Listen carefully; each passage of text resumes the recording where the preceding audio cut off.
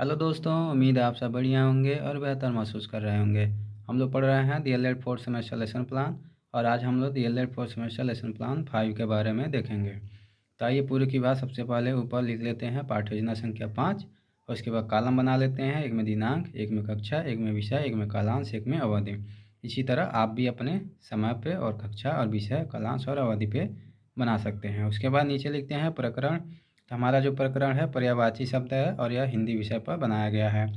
प्रकरण लिखने के बाद आप लिखेंगे समान उद्देश्य। समान उद्देश्य में लिखेंगे जो भी है 1 2 3 4 समान उद्देश्य है, इसको आप लिख सकते हैं।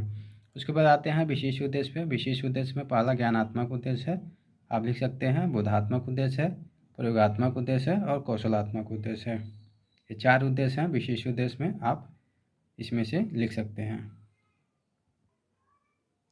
उसके बाद हम आते हैं सहायक सामग्री पे। सहायक सामग्री में देख सकते हैं चाक, दस्तर, पॉइंटर तथा अन्य शिक्षण उपयोगी वस्तुएं हैं।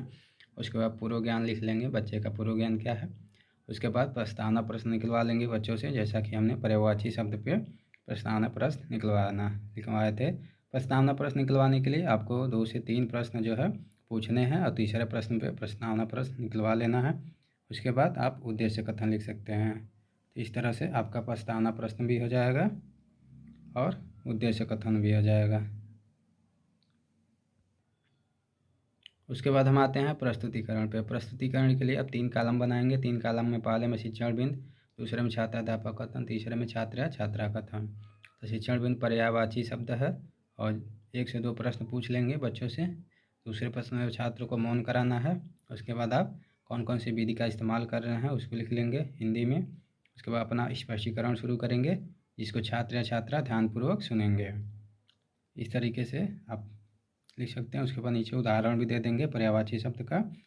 फिर मूल्यांकन प्रश्न पूछ लेंगे। यहाँ मूल्यांकन विधि लिखा है, यहाँ पे आप मूल्यांकन प्रश्न कर लेंगे और 1 से 2 मूल्यांकन प्रश्न पूछ लेंगे। उसके बाद श्यामपट्ट कार्य शुरू करेंगे। श्यामपट्ट कार्य के लिए आप श्यामपट्ट चार्ट इसी तरह से काट कर चिपका लेंगे और सिल्वर कलर के पेन से आप इस पर लिख लेंगे, जो भी आपका प्रकरण है उस पर डाल देंगे। इस तरीके से आप श्यामपट्ट कार्य भी कर लेंगे। और उसके बाद आप निरीक्षण कार्य लिखेंगे। निरीक्षण कार्य में आप देख सकते हैं क्या लिखा हुआ है, आप भी लिख सकते हैं।